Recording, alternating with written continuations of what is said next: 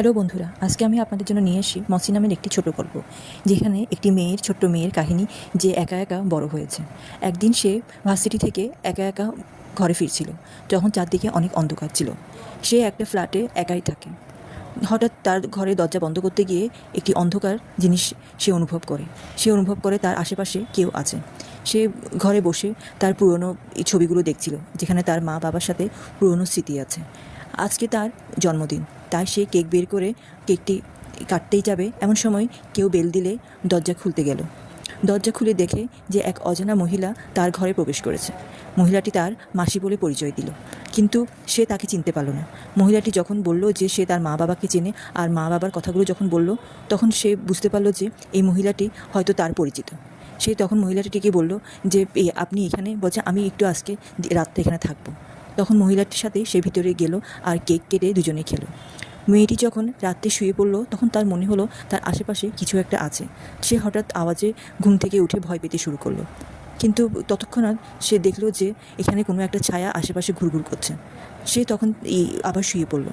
তখন সে আবার হঠাৎ এই ছায়া দেখলো আর ভয় পেয়ে গেল। তারপর সে উঠে তার মাসির রুমে যেতে হঠাৎ ওর মাসিকে দেখে ভয় পেয়ে গেল। ওর মাসি কাছে যেতেই দেখছে যে ওর মাসি তখন হেসে খুশি বলছে যে আমি একটু ধ্যান করছিলাম, বলো তোমার কিছু লাগবে নাকি। তখন সে আবার তার রুমে গিয়ে তার এক ফ্রেন্ডকে ফোন করলো। সে বলল যে আমার ঘরে একজন মহিলা এসছে, আমার তাকে অদ্ভুত মনে হচ্ছে, কিন্তু আমি বুঝতে পারছি না সে কে। তখন সে তার বান্ধবী বলল, যাকে তাকে ওরকম না জেনে ঘরে ঢোকানো ঠিক না।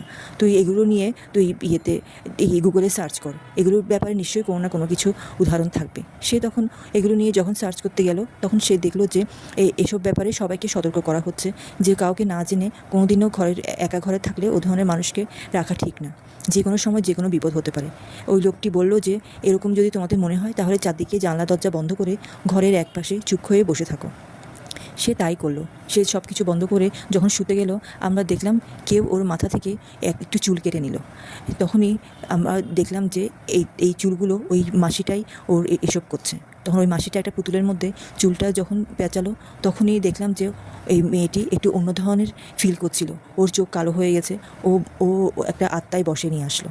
তখনই আমরা দেখলাম যে মেয়েটি ড্রয়ার থেকে ছুরি নিয়ে তার গলা কেটে ফেললো, আর তখনই সঙ্গে সঙ্গে মেয়েটি মারা গেল। আর মারা যাওয়ার পর আমরা বুঝতে পারি যে ওই মসি নামের ওই অচেনা মহিলাটি এই সব কিছু করেছে। সে মারা গিয়ে তার আত্মাটি ওই মহিলাটি নিয়ে গিয়েছে। এভাবেই এই গল্পটি শেষ হয়ে গেল। আর এতে আমরা বুঝলাম যে একজন মানুষ একা থাকলে কত অসহায় আর অন্ধকারের দিকে চলে যেতে পারে। তো এই গল্পটি এখানেই শেষ।